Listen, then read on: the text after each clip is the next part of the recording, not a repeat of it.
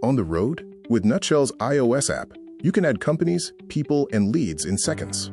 To add any of these entities in the app, you'll first tap the plus at the bottom center of the screen, then select the entity you want to create. To create a company, type the company name, add an optional description, phone number, and email. When you're done, tap the check icon in the top right to save.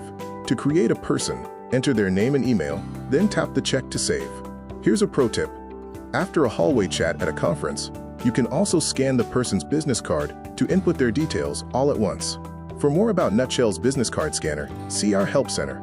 To create a lead, give the lead a name and add it to a pipeline. Then assign the lead to a sales representative. Adjust the confidence level, set an estimated close date, and associate the lead with the existing company and person it belongs to. Finally, add products to give the lead value, then tap the check to save. That's it. 3 quick ads and you're back to your day with Nutshell's iOS app. Happy nutshelling!